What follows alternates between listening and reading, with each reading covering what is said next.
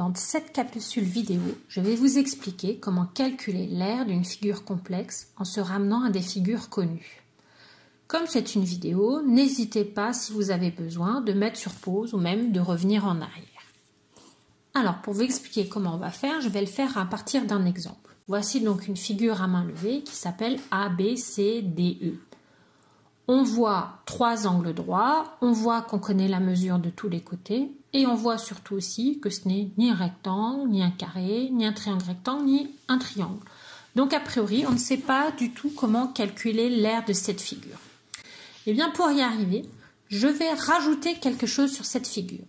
Je vais rallonger le côté DE pour faire apparaître sur le côté AD un point que j'ai décidé d'appeler P. Et là, on voit qu'en fait, ma figure, elle est composée en bas d'un rectangle PDCB et en haut d'un triangle rectangle APE. Donc, pour calculer l'aire de toute cette figure, je vais calculer d'abord l'aire du triangle, puis l'aire du rectangle, puis je n'aurai qu'à rassembler les deux. Alors, pour pouvoir calculer l'aire du triangle rectangle APE, j'ai besoin de connaître la mesure des deux côtés de l'angle droit. Et là, pas de chance, le seul côté que je connais de 5 cm, c'est celui qui me sert à rien. Donc, j'ai besoin de connaître la mesure AP et la mesure PE. Est-ce que j'ai un moyen d'y arriver? Alors, par exemple, PE est aussi dans le grand rectangle qui est en bas. Et tout le côté en haut, PD, va avoir la même longueur que BC en bas, c'est-à-dire 6 cm. Donc, pour calculer PE, il suffit que je fasse 6 cm moins 2 cm et il me reste 4 cm. Donc, PE mesure 4 cm. Voyons voir maintenant, est-ce que je peux calculer PA?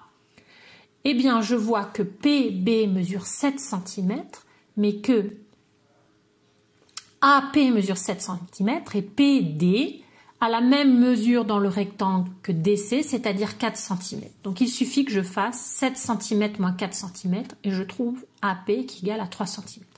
Alors, je vais rajouter tout ça sur ma figure. Je réduis un peu la figure. Et puis, j'écris quand même les deux calculs en ligne, même s'ils sont très faciles à faire de tête. Je les écris pour bien prouver ce que je suis en train de faire. J'ai maintenant toutes les données qu'il me faut pour pouvoir calculer. Je commence par l'aire du triangle APE. Pour calculer l'aire d'un triangle rectangle, je vous rappelle que je vais multiplier les deux côtés de l'angle droit, comme si c'était un rectangle, puis je divise par 2 pour ne garder que la moitié. Donc ici, il suffit de faire 3 fois 4 divisé par 2, qui est égal à 12 divisé par 2, qui me donne 6. Donc l'aire du triangle rectangle APE est 6 cm². Je passe maintenant au rectangle PBCD. Pour calculer l'aire d'un rectangle, il suffit de multiplier la longueur par la largeur. Donc ici, je fais 6 fois 4 égale 24. L'aire du rectangle PBCD est 24 cm². Et maintenant, pour finir, je n'ai plus qu'à rassembler tout ça. 24 plus 6 égale 30. L'aire de la figure ABCDE est 30 cm². Donc, à retenir, pour calculer l'aire de ce polygone, je l'ai partagé en deux figures que je connais, un rectangle et un triangle rectangle. J'ai calculé séparément l'aire de toutes ces figures et je les rassemble. Je vais maintenant vous montrer un autre exemple. Donc, voici une autre figure, FGHIJK. Quand je regarde cette figure, on voit qu'il y a des angles droits partout et qu'on connaît la mesure de certains côtés. Alors, on pourrait très facilement utiliser la même méthode qu'avant. Par exemple, je pourrais prolonger GH pour voir apparaître deux rectangles côte à côte. Ou alors, je pourrais prolonger IH pour voir apparaître deux rectangles l'un au-dessus de l'autre.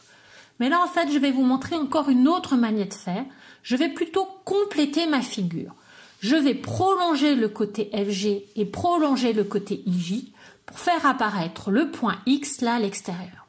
Et là, je vois qu'en fait, ma figure est composée d'un grand rectangle FXJK dans lequel on a enlevé un petit rectangle GXIH. Donc, pour calculer l'aire de cette figure, je vais calculer l'aire du grand rectangle, puis l'aire du petit rectangle et je n'aurai qu'à faire une soustraction.